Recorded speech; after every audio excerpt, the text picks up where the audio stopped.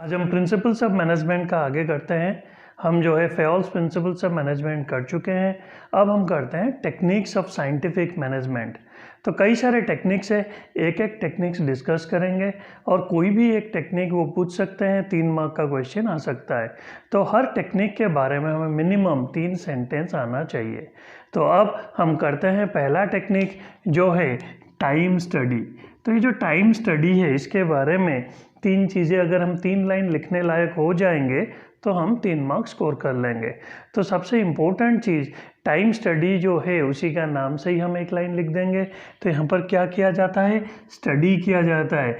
किस चीज़ को भाई, टाइम को स्टडी किया जाता है कि एक काम को करने के लिए एक वर्कर को कितना टाइम लगेगा। तो पहला लाइन हम वही लिख देंगे, determines the time taken to perform a job. एक काम करने के लिए कितना टाइम लगेगा। दूसरा लाइन क्या लिख देंगे, भाई टाइम कितना लगेगा कैसे पता चलेगा, घड़ी देख के। तो यहाँ पर we use time measuring devices, stopwatch वगैरह यूज किया जाता है जिससे पता चलता है एक जॉब को जो है एक वर्कर स्टैंडर्ड टाइम कितना लेके, नॉर्मल कितना टाइम लेके कंप्लीट कर सकता है। तीसरा चीज़ ऑब्जेक्टिव, क्यों भाई करते हैं, क्यों ये स्टडी करते हैं कि कितना टाइम में एक नॉर्मल बंदा उस काम को कर सकता है। इसका जो है एम है, 2 एम है। पहला एम, हमें पता चलेगा हमें कितना लोगों की ज़रूरत है वो काम करने के लिए। तो to determine the number of worker required to complete the given job, तो ऑर्गेनाइजेशन को पता चलेगा उन्हें कितना हायर करना है। दूसरा चीज़, इसी से ही दूसरा ऑब्जेक्टिव क्या है कि उस हिसाब से जो बंदा टाइम में कंप्लीट कर दिया दैट फेलो इज एफिशिएंट, और जो टाइम में कंप्लीट नहीं किया दैट फेलो इज इनएफिशिएंट, तो उनको जो है बोनस, वेजेस, रिवार्ड अकॉर्डिंगली पे कर सकें। So this is all about time study. 3 mark का आ सकता है, ठीक है। उसका ऑब्जेक्टिव जरूर लिखना है और इतना लिख के हमें 3 मार्क मिल जाएगा। अब टेक्निक्स ऑफ साइंटिफिक मैनेजमेंट का दूसरा पॉइंट करेंगे, वो है मोशन स्टडी। मोशन का मतलब है मूवमेंट्स। जैसे कि सपोज़ कोई जिम ज्वाइन करते हैं मसल्स बनाने के लिए, तो वहाँ पे जैसे डंबल्स वगैरह पड़ा होता है, तो कोई भी डंबल्स लेके हम अगर अपने मन मर्जी हिलाएंगे तो थकेंगे ज़रूर लेकिन मसल्स नहीं बनेगा। इसीलिए वहाँ पर इंस्ट्रक्टर जो है बताता है कि भाई मूवमेंट्स कैसे होना चाहिए जिससे आपको रिजल्ट मिलेगा। थकान तो वैसे मिल जाएगा लेकिन रिजल्ट मिलना ज़रूरी है। तो यहाँ पर टेलर जो है मोशन स्टडी में वर्कर का मूवमेंट्स को स्टडी किए थे। एक लाइन हम ये लिख देंगे, so here Taylor study the movements like lifting, sitting. तो ये मोमेंट्स सब स्टडी करके वो बताए थे मोमेंट्स आर ऑफ 3 टाइप्स, 3 तरह का मोमेंट होता है, जो कि दूसरा लाइन है। तो 3 तरह का क्या होता है, पहला प्रोडक्टिव, दूसरा इंसिडेंटल, तीसरा अनप्रोडक्टिव। ये मैं एग्जांपल देके समझाता हूँ। जैसे कि वॉशिंग मशीन में अगर कपड़ा साफ़ करेंगे हम लोग, तो हम पहले क्या करेंगे, मशीन ऑन करने से पहले थोड़ा डिटर्जेंट डालते हैं, फिर कपड़ा डालते हैं। तो ये जो है ये इंसिडेंटल है, ये बिना करे हम कपड़ा साफ़ नहीं कर सकते हैं। लेकिन यहाँ पर जब हम डालते हैं तो बिजली कंज्यूम नहीं होता, प्रोडक्शन काम शुरू नहीं होता, वो तो सब कुछ करके फाइनली जब हम स्विच ऑन करते हैं तब काम शुरू होता है धुलाई का। तो वो जब शुरू हो जाता है दैट इज़ प्रोडक्टिव। और जब हम डिटर्जेंट डालते हैं, कपड़ा डालते हैं, that is incidental to production, वो भी ज़रूरी है। लेकिन कुछ चीज़ें जब भी काम किया जाता है वो फालतू का होता है, अनप्रोडक्टिव। सपोज वो डालने के बाद मशीन अपना साफ़ कर रहा है और हम उधर खड़े होकर देख रहे हैं, तो वो तो अनप्रोडक्टिव है। तो उसी तरह जो यूजलेस मूवमेंट्स है तो वो अगर हटा दिया जाएगा तो वर्कर जो है थकेगा कम और ज़्यादा रिजल्ट देगा। तो ये जो है मोशन स्टडी में ये बताया गया था कि मूवमेंट स्टडी किया जाता है काम करते वक्त, जैसे कि कोई प्रोडक्ट को उठाते वक्त या बैठते वक्त, वाइल लिफ्टिंग, सिटिंग। और movements are of 3 types, productive, incidental and unproductive. ये तीनों चीज़ों को तीसरा लाइन वो सिंबल्स या कलर से मार्क करते हैं। जैसे अनप्रोडक्टिव हो गया तो रेड कलर, इंसिडेंटल है तो ऑरेंज, और प्रोडक्टिव है तो ग्रीन। तो ये रेड वाला पोर्शन जो है चौथा, unnecessary movements are eliminated which will help in increase in production. तो वो जो रेड वाले चीज़ें हैं जो अनप्रोडक्टिव है उसको अगर हटा देंगे तो प्रोडक्टिविटी बढ़ जाएगा और ऑर्गेनाइजेशन का प्रोडक्शन बढ़ जाएगा। This is all about motion study. अब करेंगे हम नेक्स्ट पॉइंट। नेक्स्ट पॉइंट जो है टेक्निक्स ऑफ साइंटिफिक मैनेजमेंट का, हम करेंगे फैटिग स्टडी। फैटिग क्या है? फैटिग जो इंजरी होता है, तो ये इंजरी जो है ये बॉडी का भी हो सकता है और माइंड का भी हो सकता है। फिजिकल इंजरी, बॉडी का इंजरी, अगर हम कोई खेल खेल रहे हैं तो चोट लग जाता है तो वो बॉडी का इंजरी हुआ। अगर हम बैठ के कंप्यूटर में जो है कुछ काम कर रहे हैं तो वहाँ बैठे बैठे भी हम थक जाते हैं तो माइंड का इंजरी होता है। जैसे स्कूल जाते हैं बच्चे तो 4 पीरियड के बाद एक लंच ब्रेक होता है। क्यों? क्योंकि उनका माइंड थक गया होगा तो ब्रेक मिल जाएगा, खाएंगे पिएंगे, घूम फिर के आएंगे, फिर फ्रेश होकर और 4 पीरियड पढ़ेंगे। तो उसी तरह टेलर जो है ये फैटिग स्टडी इंट्रोड्यूस किए थे, क्योंकि जब भी वर्कर काम करते हैं it will result in fatigue of body और माइंड। तो पहला पॉइंट तो एक लाइन ये हो गया कि फैटिग जो है बॉडी या माइंड का होता है। ये क्यों होता है दूसरा लाइन लिख देंगे, this is due to long working hours, ज़्यादा देर तक काम करने से होता है, या due to doing unsuitable work, कि काम ही ऐसा है जिससे इंजरी हो जाता है। तीसरा चीज़ ऑब्जेक्टिव क्या है, क्यों हम ये स्टडी करते हैं? हम इसीलिए स्टडी करते हैं to find the amount of rest interval is to be given, कितना रेस्ट इंटरवल देंगे, कितना मिनट का ब्रेक देंगे, 30 मिनट, 15 मिनट, 20 मिनट। और पहला चीज़ to determine the amount of rest interval. Second चीज़ फ्रीक्वेंसी ऑफ रेस्ट इंटरवल, कि कितना बार देंगे। अगर 8 घंटा काम करेंगे हर 3 घंटा में 20-20 मिनट का देंगे या 4 घंटे बाद 20 मिनट का देंगे, कितना रेस्ट इंटरवल देंगे और कब देंगे, ये इसका ऑब्जेक्टिव है। तो ऑब्जेक्टिव क्या हुआ? To determine the frequency of rest interval and the amount of rest interval.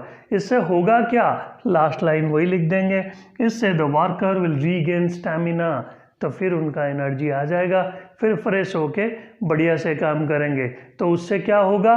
उससे ये होगा, it will increase productivity. So this is all about fatigue study. तो नेक्स्ट जो है ये है डिफरेंशियल पीस वेज सिस्टम। तो डिफरेंशियल पीस वेज सिस्टम मतलब यहाँ पे टेलर जो है डिफरेंट वेज रेट रखे थे वर्कर के लिए। तो ये क्यों रखे थे? पहला रीज़न जो है टेलर जो है डिफ्रेंशिएट करते थे एफिशिएंट और इनएफिशिएंट वर्कर के बीच में। कैसे? सपोज एक काम को 10 मिनट में करना चाहिए तो वो देखते थे वो काम को अगर कोई बंदा 10 मिनट में कर लिया दैट फेलो इज एफिशिएंट, अगर उससे ज़्यादा टाइम लिया that fellow will be regarded as inefficient. तो पहला चीज़ टेलर जो है he want to differentiate between E for efficient and inefficient worker, इन दोनों में जो है वो फ़र्क करना चाहते थे। दूसरा चीज़ स्टैंडर्ड टाइम इज़ डिटरमाइंड, वो कैसे फ़र्क करेंगे? क्योंकि वो टाइम फिक्स कर दिए, भाई ये काम इतने मिनट में होना चाहिए। तो standard time is determined by work study, तो वर्क स्टडी करके टाइम फिक्स कर दिया गया। तो जो उस टाइम में कर लिया दैट फेलो इज एफिशिएंट, तो उसे अच्छा वेज मिलेगा, और जो ज़्यादा टाइम लिया दैट फेलो इज इनएफिशिएंट, तो उसका वेज रेट कम हो जाएगा। तो different wage rate is applied in the organization. For efficient worker were rewarded while inefficient worker were punished. कैसे? कम पैसा देके, उनका वेज रेट कम करके। तो it is enough to motivate the inefficient worker to perform better. जब पैसा कम हो जाएगा, पैसा से बड़ा मोटिवेशन और कुछ नहीं, तो वो फिर मोटिवेटेड होके काम करेंगे कि भाई अगला बंदा 500 लेके जा रहा है और पूरा दिन में काम करके 400 लेके जा रहा हूँ, तो ये जो 100 रुपीज़ का डिफरेंस है that will motivate the inefficient worker to work hard. Next जो है वो standardization and simplification of work. तो ये जो टेक्निक्स है साइंटिफिक मैनेजमेंट का, ये standardization and simplification of work, ये भी 3 मार्क का आता है। ये बहुत कम चांसेस है इसका आने का।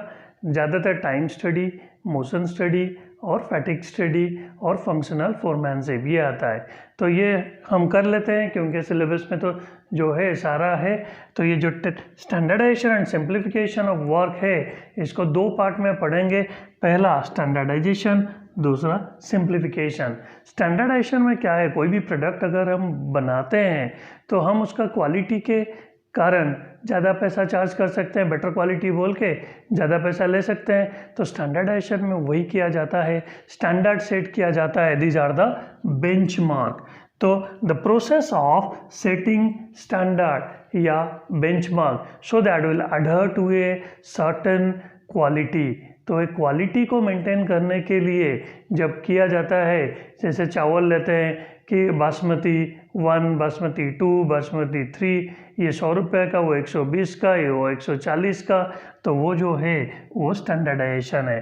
तो ये जो स्टैंडर्डाइजेशन का पर्पस क्या है, the purpose is to establish standard of excellence, या क्वालिटी जो है उसका जो बेस्ट क्वालिटी वो हमारा प्रोडक्ट अचीव करे, ये एम रहता है। और सिंप्लीफिकेशन क्या है कि कोई कन्फ्यूज़न ना हो, जो फालतू साइज़ ज़बरदस्ती 1, 2, 3, 4, 5 करके 5 वैरायटी का चावल बना दिए या 5 वैरायटी का जो है बिस्किट बना दिए कि गुड डे का 1, गुड डे 2, गुड डे 3। तो ये जो है eliminating superfluous variety like size, grade of a product is known as simplification. तो ये हमारा हो गया स्टैंडर्डाइजेशन एंड सिंप्लीफिकेशन ऑफ। तो जो लास्ट है वो है फंक्शनल फोरमैनशिप। तो ये जो फंक्शनल फोरमैनशिप है ये 6th टेक्निक है। तो फंक्शनल फोरमैनशिप है, इसमें भी 2-3 लाइन आना चाहिए, सबसे इम्पोर्टेंट है। तो पहला लाइन क्या है, ये जो है this technique is an extension of the principal of division of work. तो जो डिवीजन ऑफ वर्क, काम को जो बांटा जाता है, उस प्रिंसिपल का एक्सटेंशन है फंक्शनल फोरमैनशिप। तो यहाँ पर क्या किए थे, टेलर जो है वो काम को 2 हिस्से में बांट दिए थे। पहला प्लानिंग, दूसरा एग्जीक्यूशन ऑफ प्लान। तो यहाँ पर जो है फैक्ट्री मैनेजर जो है यहाँ पर 2 हिस्से में उन्होंने बांट दिए। एक है प्लानिंग इंचार्ज, दूसरा प्रोडक्शन इंचार्ज। जो ये प्लान करेंगे वो उस हिसाब से प्रोडक्शन इंचार्ज उस पर काम करके वो अचीव करेंगे। तो इसमें एक लाइन हम लिखेंगे कि extension of principle of division of work 1 mark मिल गया। दूसरा लाइन लिखेंगे यहाँ पर जो है प्लानिंग और execution of plan are 2 different functions, ये टेलर एडवोकेट किए थे, दूसरा हो गया। तीसरा ये डायग्राम बना देंगे, ये डायग्राम बना के हम बता देंगे यहाँ पर जो है प्लानिंग इंचार्ज और प्रोडक्शन इंचार्ज, ये 2 इंचार्ज होते हैं और इनके नीचे 4 जो है सुपरवाइजर होते हैं। तो पहला इंस्ट्रक्शन कार्ड क्लर्क, फिर रूट क्लर्क, फिर टाइम एंड कॉस्ट क्लर्क और डिसिप्लिनरियन। तो ये आगे प्लानिंग इंचार्ज। और प्रोडक्शन इंचार्ज में बस नाम याद रखना है, speed boss, gang boss, repair boss और इंस्पेक्टर। तो ये डायग्राम करने के लिए 1 मार्क मिलेगा, प्रिंसिपल को लिखने के लिए 1 मार्क मिलेगा, और टेलर जो है यहाँ पर दोनों चीज़ को सेपरेट किए थे, planning and execution of plan function, उसको लिखने के लिए 1 मार्क मिलेगा। So this is all about functional foremanship. तो आज जो है हम टेक्निक्स ऑफ साइंटिफिक मैनेजमेंट यहाँ पे ख़त्म करते हैं। तो 14-15 मिनट का वीडियो बन चुका है, फिर हम नेक्स्ट वीडियो में आगे करेंगे। Thank you.